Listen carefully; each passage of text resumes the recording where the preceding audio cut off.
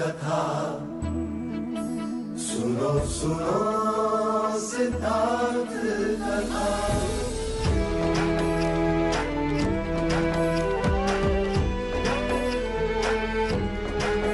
संसार में दुख का कारण क्या,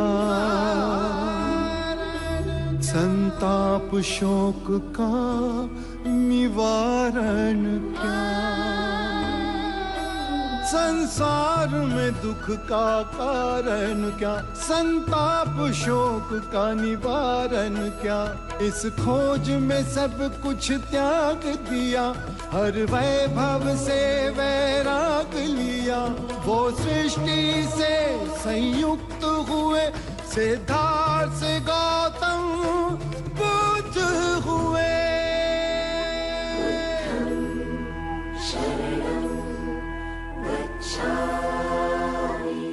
बात का आरंभ शिलाचार्य ने किया। उन्होंने सारे भिक्षुओं के सामने मेरा अपमान किया।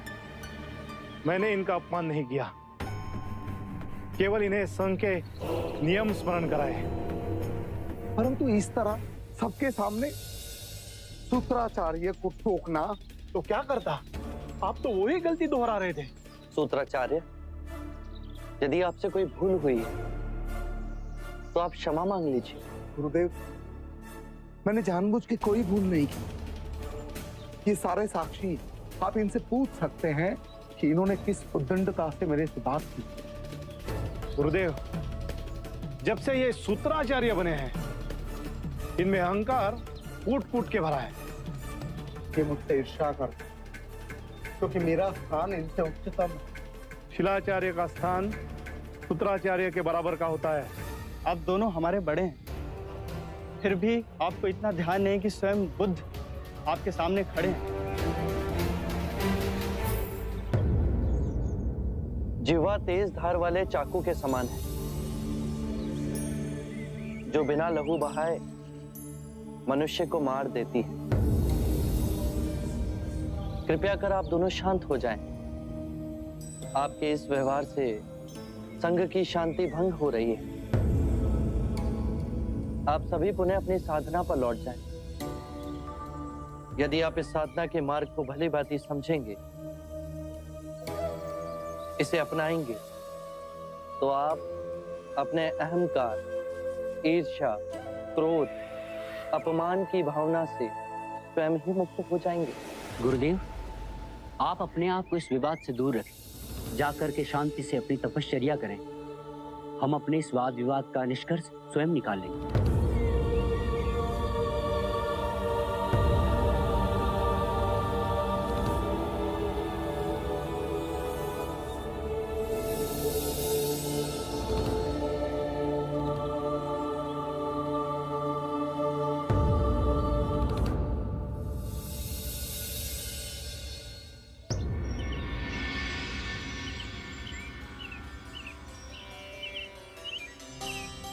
धीरे से गाओ, नहीं तो मेरा वल्लभ नींद से जाग जाएगा।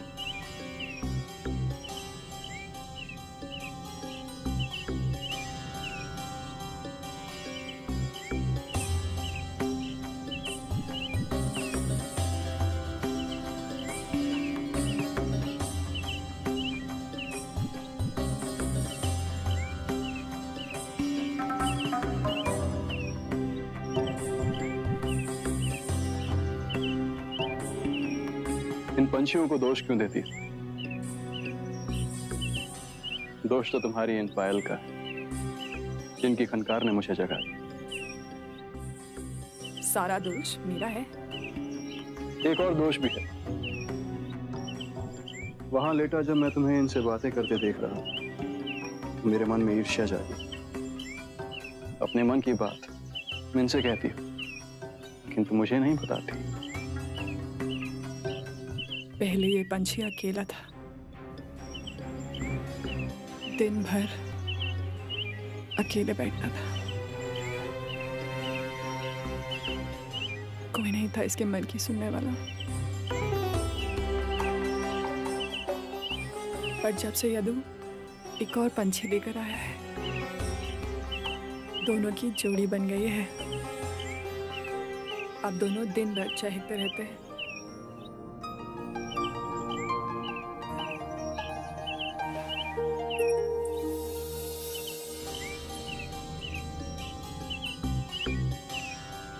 बहुत निर्जन कटे तुम्हारे दिन हम। जब तक तुम न थे जीवन में, जीने का कुछ न था। पर अब मेरी भोर संध्या रात्रि कितने रंगों से भर गई है। मुझे छोड़ के तो ना जाओगे?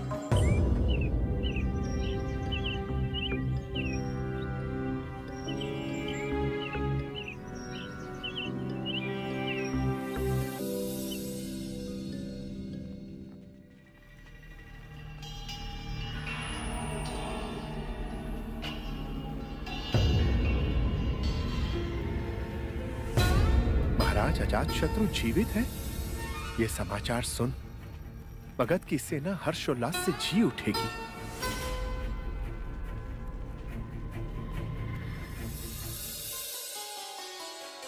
तुम चुप क्यों हो गए?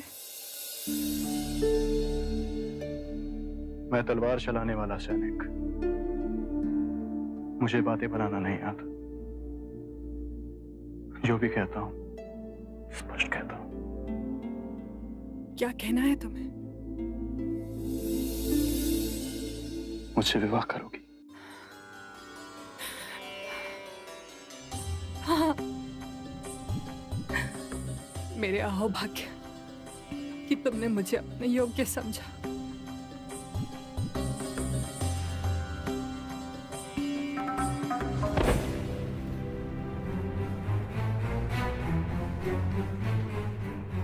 कौन हो तुम और इस तरह अंदर घुसने का हक? मुझसे क्या पूछते हो? इससे पूछो। पहचाना मुझे? तुम भले ही मुझे पहचानने से मना कर दो, लेकिन धरती के जिस कोने में भी तुम रहोगी मैं तुम्हें पहचान लूंगी। शालीनता से बात करें।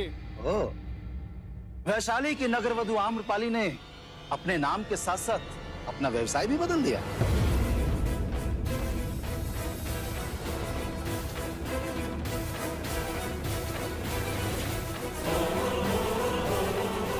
चल मेरे साथ। वल्लभ, वल्लभ, वल्लभ मेरी सहायता करो।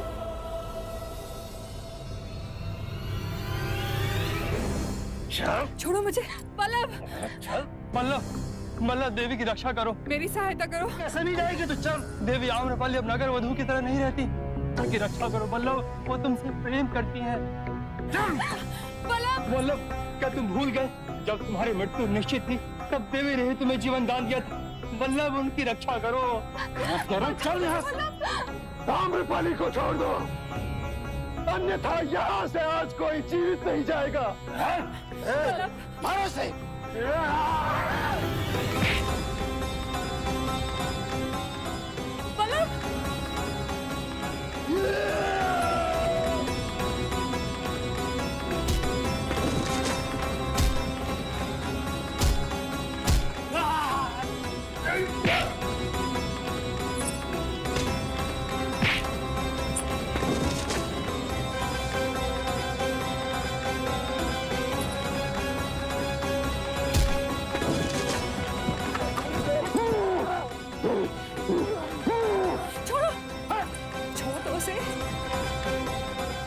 उसकी हत्या का पाप अपने सर पर ले रहे हो?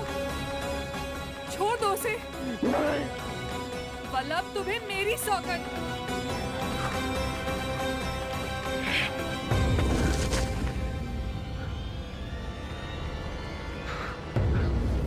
फिर कभी दिखाई भी दिए तो प्राण से हाथ धो बैठोगे।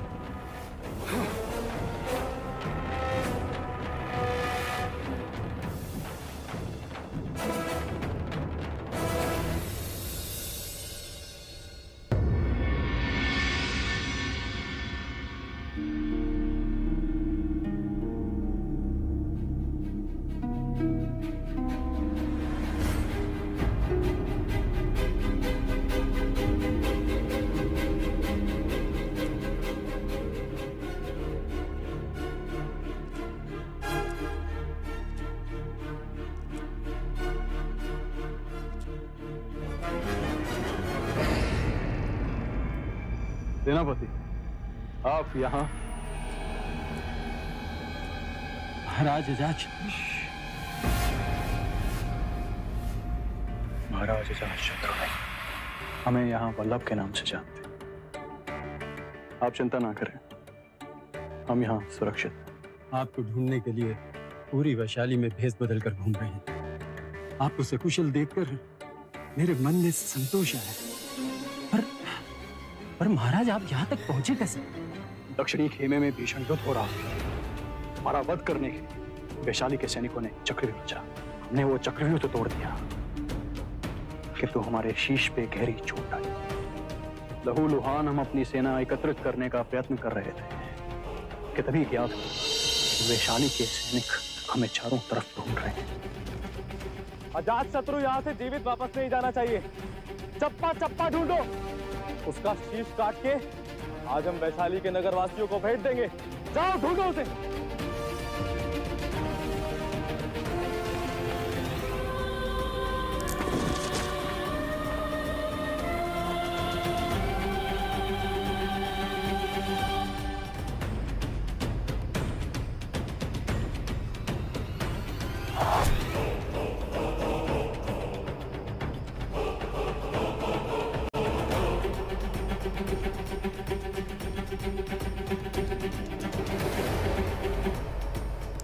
इसी तरह हमने छुपते छुपाते वैशाली की सीमा में प्रवेश किया। जिसने भी हमें देखा वैशाली का सैनिक ही समझा। इसी घर के बाहर आते मैं मूर्छित हो गया। यहाँ की देवी ने हमें वैशाली का योद्धा समझ हमारे प्राण बचाए। वो मुझे वल्लभ पुकार। क्या आप जानते हैं जिसने आपके प्राण बचाए वो कौन है? आम्रपाली। वही आम्रपाली जिसके कारण आपने वैशाली पर आक्रमण किया। हाँ सेनापति, वही आम्रपाली जो कभी हमारी शत्रु हुआ करती थी। सुना है कि शत्रु से प्रेम नहीं किया जाता, किंतु यह भी सुना है कि प्रेम में बहुत शक्ति होती है। और आज हमने इसे अनुभव भी कर लिया। हम आम्रपाली से प्रेम करते हैं, उसके सिवा मेरे जीवन में और कुछ भी नहीं। परंतु आप यहाँ पर सुरक्षित नहीं है। आज प्रातः आपको देखकर मैंने मगध जाने के लिए सारी व्यवस्था कर ली है। रात्रि के अंधेरे का लाभ उठाकर हम इसी समय यहाँ से निकल सकते हैं। इसी समय? हाँ महाराज, मगध में आपको लेकर बड़ी चिंता हो रही है। सेना का मनोबल टूटता जा रहा है। आप किस चिंता में पड़ गए महाराज?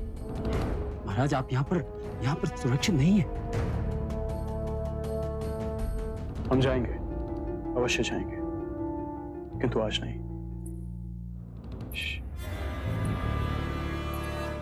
अब तुम यहां से जाओ।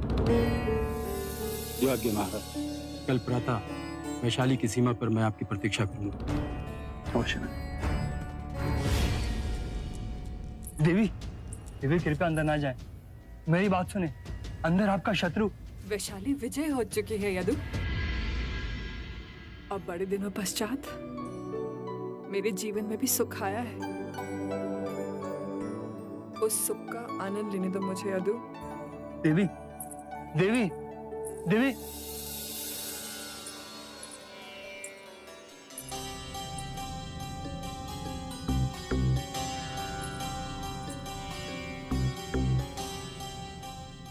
मुझे जाना होगा।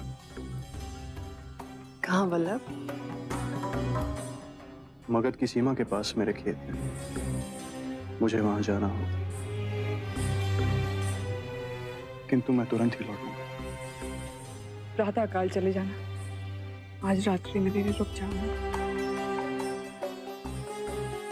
ठीक है, किंतु आज रात्रि हमारे बीच कोई बात न उठेगी। कैसी बात? जो बीत गया उसे भूल जाओ। भूल जाओ जो आने वाला। हमारे पास बस ये क्षण।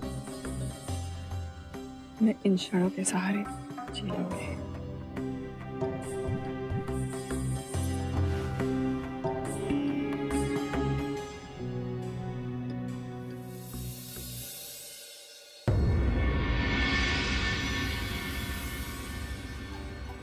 अब मुझे चलना होगा, शीघ्र ही लौट, फिर तुम्हारे साथ विवाह कर तुम्हें अपने साथ ले जाऊंगा।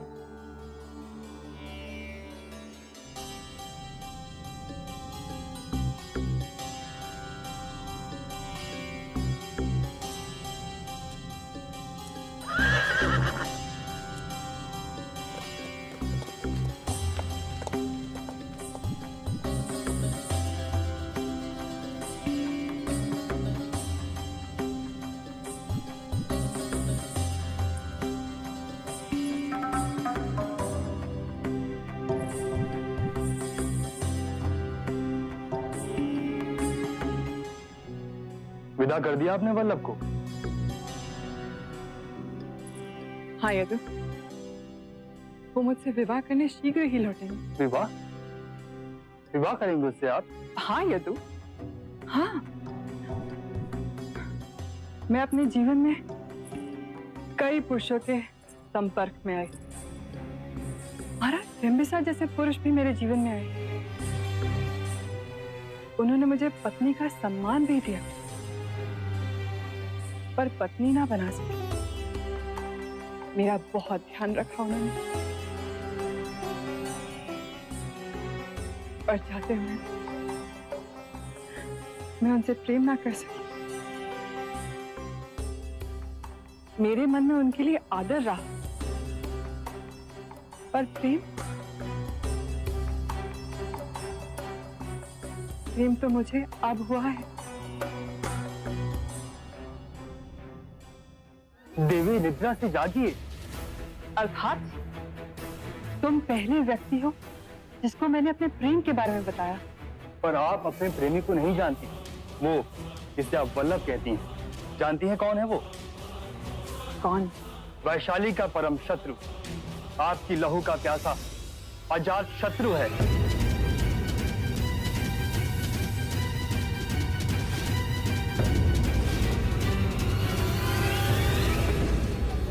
देवी, देवी उठी। देवी, क्या हुआ?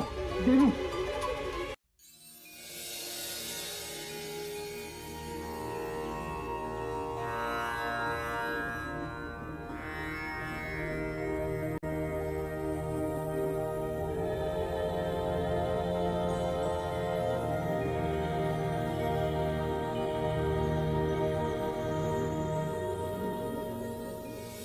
शाक्य मुनि को कौशंबी का आश्रम छोड़े बहुत अधिक समय हो चुका है। न जाने कहाँ होंगे, किस हाल में होंगे। समझता हूं तुम्हारे मन का दर्द आनंद। 2 बार कौशंबी के शीलाचार्य और सूत्राचार्य अपने नेत्रों में अश्रु भर बुद्ध को खोजते हुए आए हैं। बुद्ध जैसी निधि के योग्य ना थे, आपस में प्रेम से रह ना सके और इतने छोटे मनमुटाव को इतना भीषण रूप दे दिया। बुद्ध ने तो स्वयं ही कहा है, चाहे जितने सूत्रों का अध्ययन कर लो, चाहे जितने सूत्र कंठस्थ कर लो, जब तक वो तुम्हारा कर्म नहीं बन सकते तब तक कोई लाभ नहीं होगा, कोई लाभ नहीं होगा। सबको मार्ग का पता है, पर सब मार्ग पर चल नहीं पाते।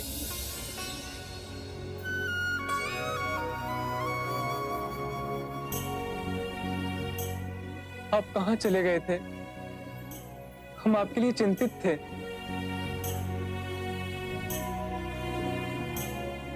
आनंद, कभी कभी एकांत में भी रहना चाहिए, ज्ञान मिलता है।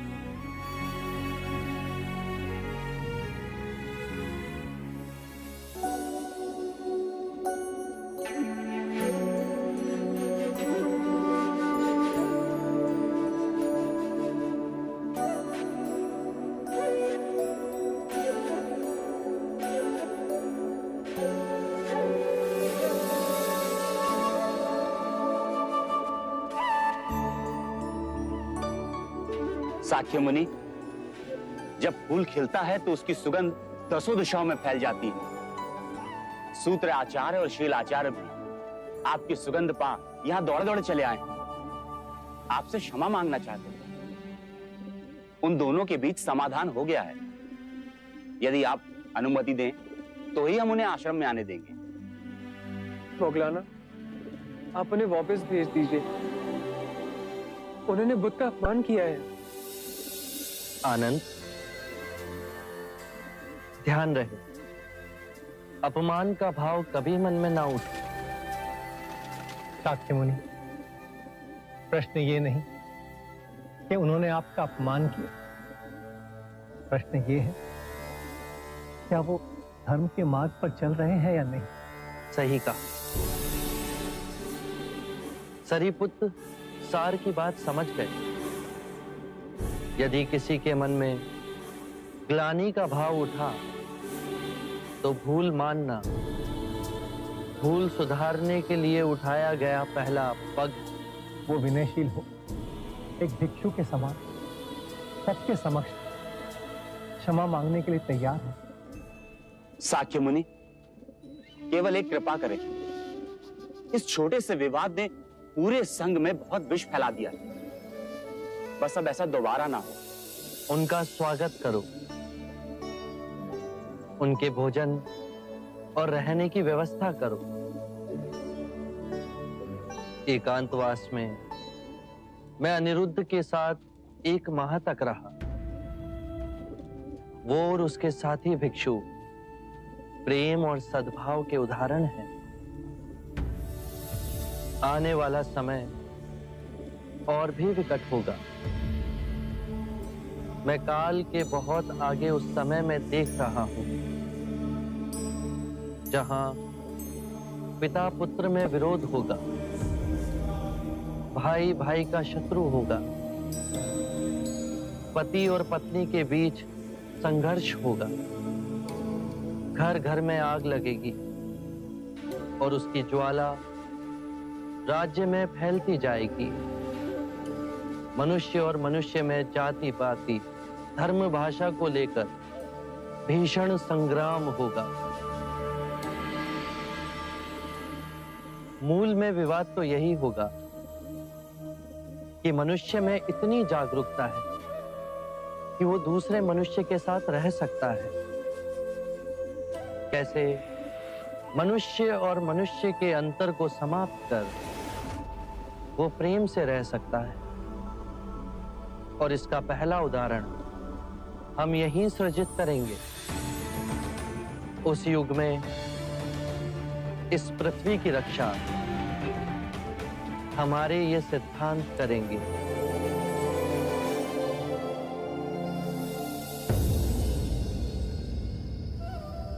सूत्राचार्य और शीलाचार्य के समाधान की बात सुन मुझे अति प्रसन्नता हुई।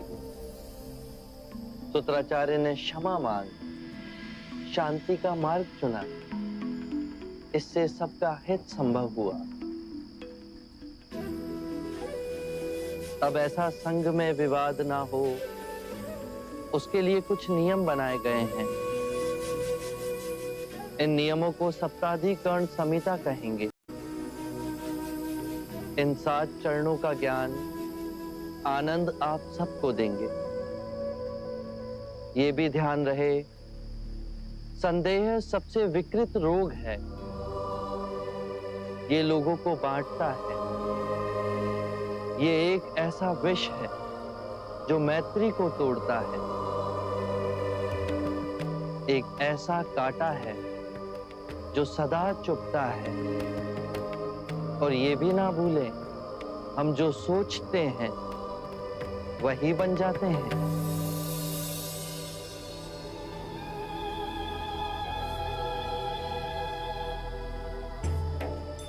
शीलाचार्य ने सत्य कहा, मैं ही अहंकारी हो गया था। सूत्राचार्य, आपका कहना भी सत्य था। मेरे मन में आपके लिए बहुत ईर्ष्या थी। मैं इस पाप का बराबर का भागीदार हूं। आपने हमें करुणा दी। अब हमें क्षमा दीजिए, हमें आशीर्वाद दें। मेरे पास केवल मार्ग है। यदि आप उस पर चलो तो ये मार्ग तुम्हारा है।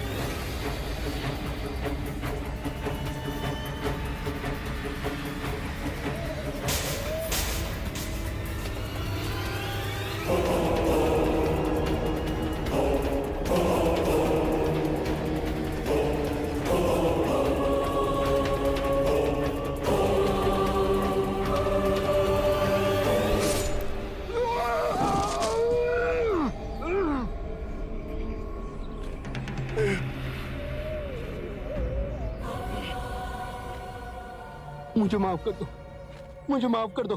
नीचे पड़ी स्वर्ण मुद्राएं ले लो, मेरे गहने ले लो और मुझे माफ कर दो।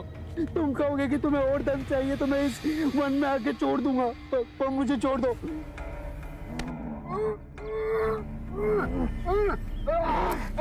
मुझ पे रहम करो, मुझ पे रहम करो, रहम करो मुझ पे। नहीं, मुझ पे रहम करो, रहम करो मुझ पे। मुझे धन नहीं चाहिए, मुझे 100 कटी हुई उंगलियां की माला चाहिए। जिस दिन मेरे इस माला में 100 उंगलियां हो जाएगी उस दिन मुझे सिद्धि प्राप्त होगी, मेरी शक्तियां प्रबल रूप लेगी और पूरी सृष्टि में विकसित होगी। मुझ पे रहम करो।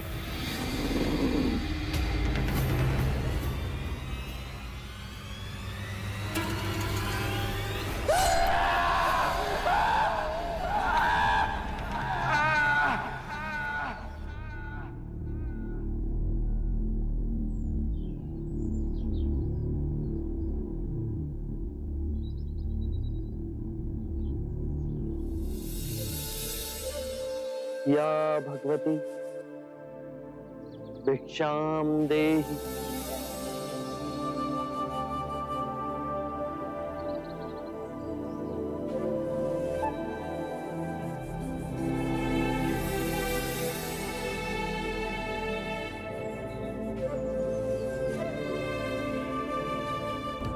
या भगवती भिक्षाम देहि।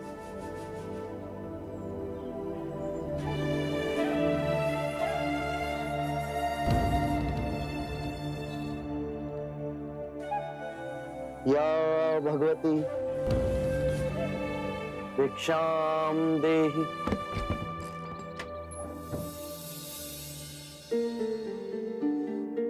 अंदर आइए।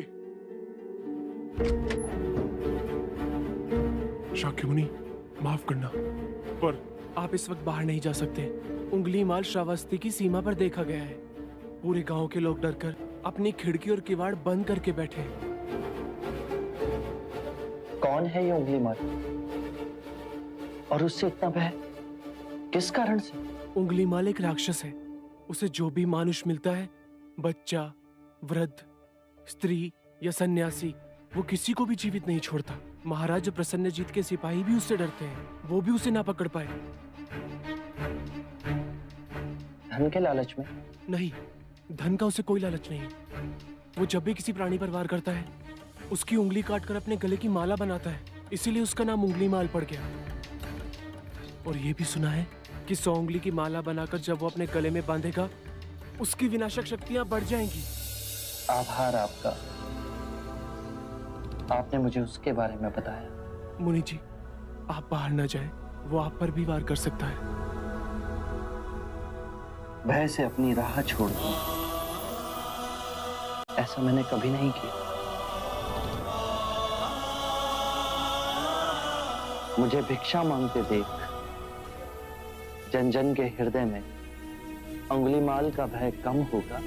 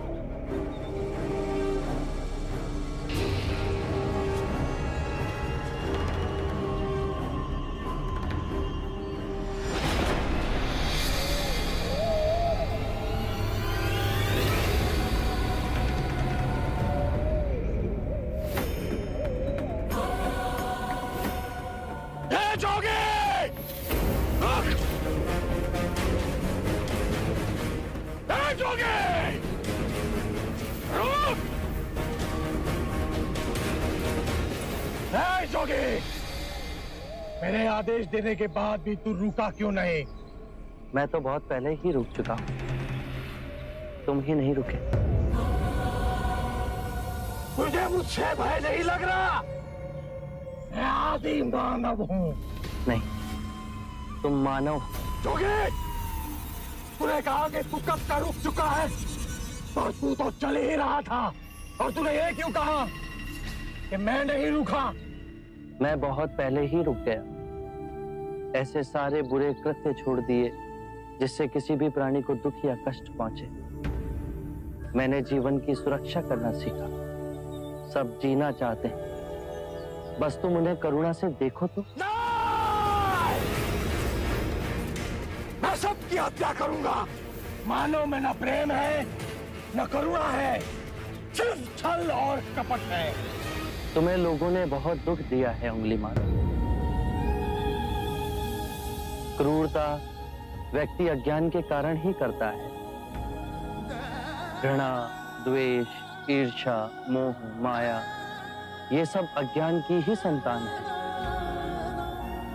और वो व्यक्ति ही है जिसमें दया, करुणा, सद्भाव और समझ का उदय भी होता है। अंगुलीमाल, यदि इस जीवन में क्रूर और निष्ठुर लोग हैं, तो दयावान भी हैं। बस अपनी आंखों से ये अंधेपन का पर्दा हटा के देखो। तुम और व्यक्ति जैसे नहीं हो।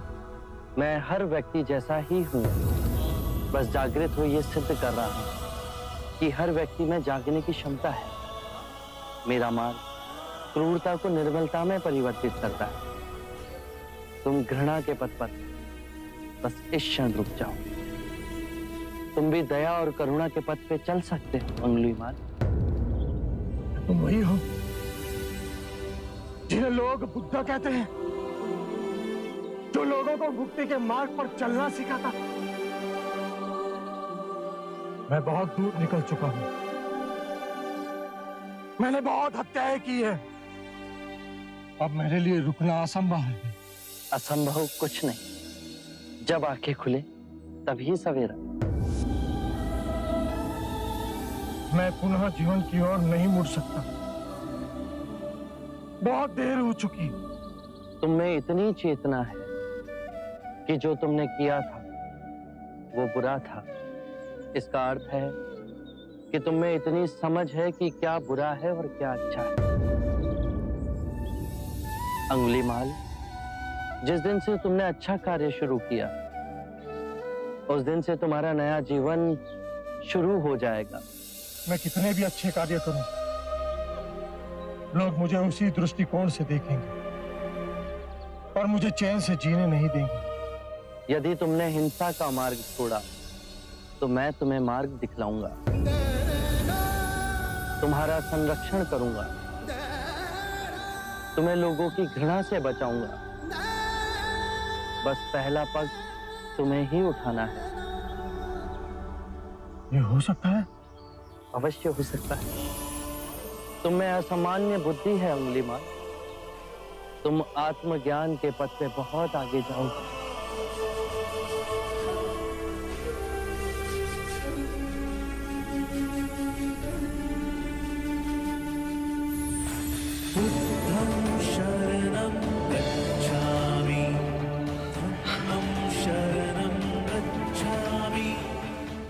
मैं आपको वचन देता हूं, मैं सारे बुराई के रास्ते छोड़ दूंगा। आपके पीछे करुणा के पथ पर चलना सीखो। कृपया कृपया मुझे आपका शिष्य बना दीजिए।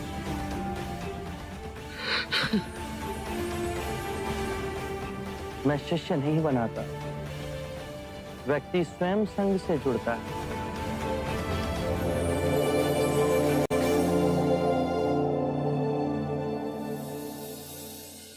क्या अंगुलीमाल अहिंसा का रास्ता त्याग सिद्धार्थ का भिक्षु बन गया? सिद्धार्थ नहीं महाराज, शाक्य मुनि गौतम बुद्ध। ये सोचना सत्य नहीं हो सकती। सत्य है महाराज। बुद्ध की दृष्टि मात्र पड़ते ही उंगली मार जैसा राक्षस सहजता से उनका भिक्षु बन गया। मैं नहीं मानता। अपना प्रचार करने हेतु सिद्धार्थ ने झूठा समाचार उड़ाया। ऐसे क्या निहार है? क्षमा करें महाराज, सिद्धार्थ तो बुद्ध बन गए, पर आप अब भी उनके विरुद्ध मन में गड़ी भास ना निकाल सके। आप जब वो सिद्धार्थ थे तब भी अनूठे ही थे महाराज। हम तो उनके परम शत्रु थे, तब भी उन्होंने 2 बार हमें जीवन दान दिया। बस एक भक्षक को रक्षक बना दिया, उसमें आश्चर्य की कोई बात नहीं है महाराज। हमारे जीते जी एक व्यक्ति का इतना बड़ा रूपांतरण हुआ है, वो तत्व से बुद्ध बन गया। ये चमत्कार ही तो है महाराज। अंगुलीमाल का ये हृदय परिवर्तन जब तक हम स्वयं न देख लें, विश्वास न होगा। आप 100 रूप धर ले, फिर भी वो डसता अवश्य है।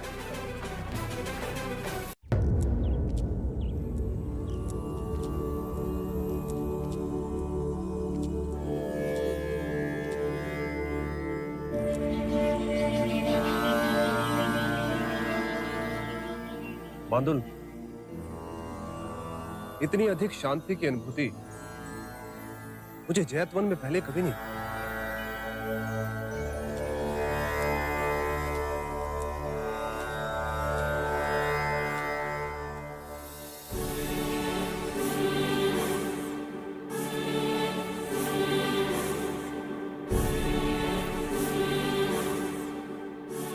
नहीं नहीं, ये सिद्धार्थ नहीं, ये तो कोई देवता है।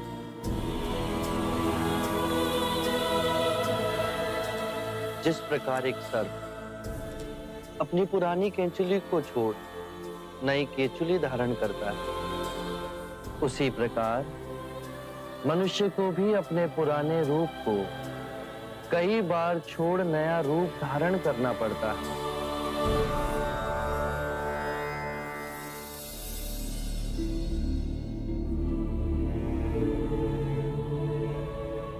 आइए कौशल नरेश, स्वागत है आपका।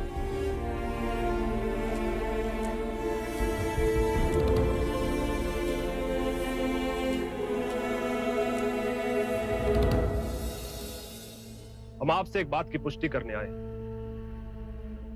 क्या आपने उस नरसंहारी राक्षस अंगुलीमाल को दीक्षा दे अपना भिक्षु बना लिया?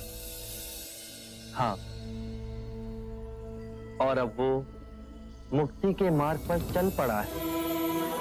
आप उचित समय पर आए हैं। और अंगुलीमाल? उसकी चर्चा हम बाद में करेंगे। पहले आप हमारे प्रिय भिक्षु की देशना सुन लीजिए। आओ अहिंसक।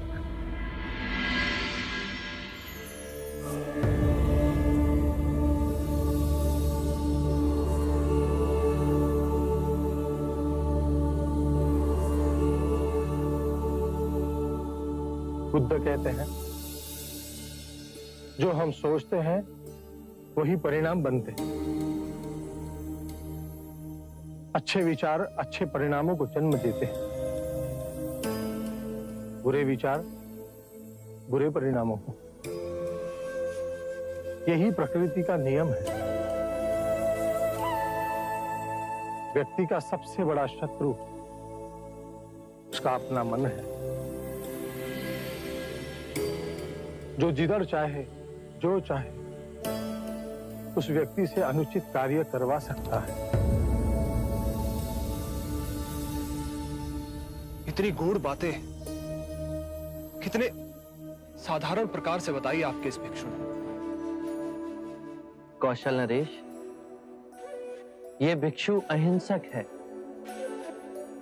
दीक्षा से पूर्व लोग इन्हें ही अंगुलीमाल कहते थे।